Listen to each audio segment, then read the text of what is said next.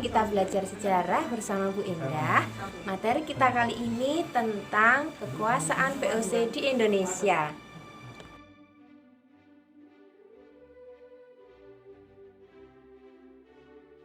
Nah, baiklah anak-anak, materi yang akan Ibu sampaikan di sini secara garis besar ada 5 materi penting.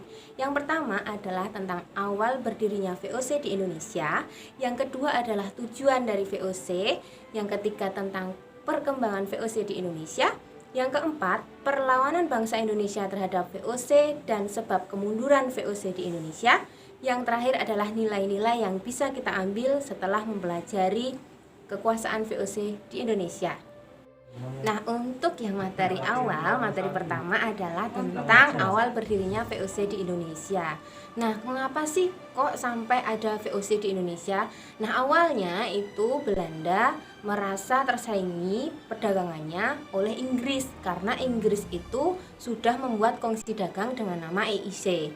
Nah, kemudian untuk mengantisipasi persaingan tersebut, maka Belanda membentuk kongsi dagang yang disebut dengan VOC atau Verenigde Oost-Indisch Company. Kemudian VOC ini didirikan pada 20 Maret 1602 dengan pusat yang ada di Indonesia itu di Batavia dengan gubernur jenderal yang bernama Peter Both. Ya, anak-anak perlu ketahui bahwa tujuan dibentuknya VOC ini ada 3 hal penting. Yang pertama adalah mengantisipasi persaingan antar pedagang Belanda ataupun antar pedagang Eropa lainnya. Yang kedua adalah untuk memperkuat posisi dagang Belanda yang di Nusantara. Kemudian yang terakhir adalah membantu pendapatan Belanda karena Belanda sedang berperang melawan Spanyol. Nah, demi kelancaran pelaksanaan monopoli dagang VOC, maka VOC memiliki hak istimewa atau hak khusus yang disebut dengan hak oktroy. Apa saja sih isi hak oktroy? Di antaranya ada 4 hal penting. Yang pertama adalah hak untuk mencetak mata uang sendiri, hak untuk menyatakan perang, yang ketiga hak untuk memonopoli perdagangan, dan yang keempat adalah hak untuk melakukan perjanjian dengan penguasa lokal. Setelah VOC memiliki hak istimewa, ternyata VOC juga memiliki sistem politik ekonomi yang diterapkan di Indonesia. Ada 3 hal penting dalam sistem politik ekonomi yang diterapkan VOC ini. Di antaranya ada yang pertama, kontingenten. Yang kedua adalah ekstirpasi. Yang ketiga adalah pelayaran hongi atau hongitochten. Nah, akibat dari berbagai macam hak-hak VOC yang ditanamkan di Indonesia, kemudian VOC juga menerapkan politik ekonomi di Indonesia, maka rakyat Indonesia benar-benar mengalami penderitaan, mengalami siksaan yang luar biasa, mengalami tekanan, dan bahkan banyak yang mati kelaparan ya anak-anak ya.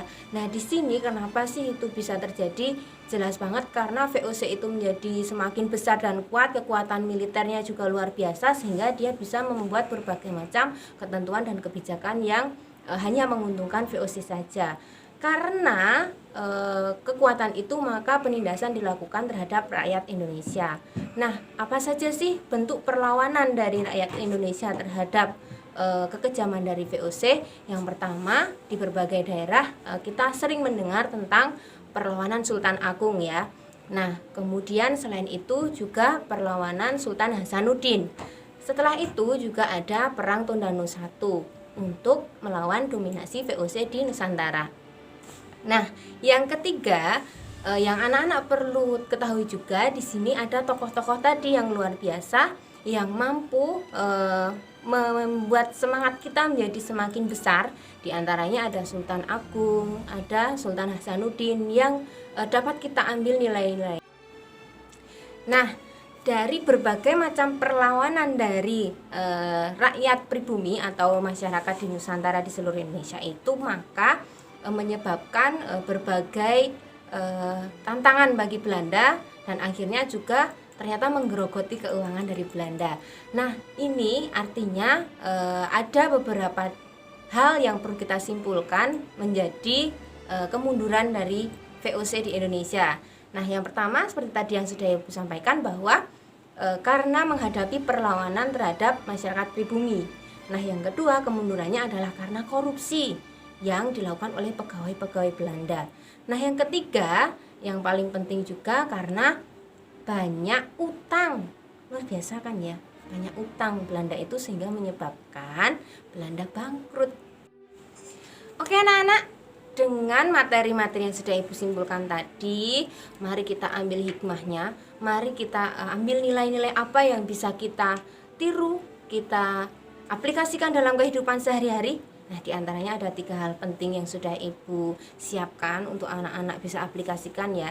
Yang pertama adalah tadi tentang kekuasaan bangsa Eropa ya kan, karena VOC itu kuat, karena VOC itu hebat, maka jangan sekali-sekali memanfaatkan kekuatan kita, kehebatan kita untuk melemahkan orang lain.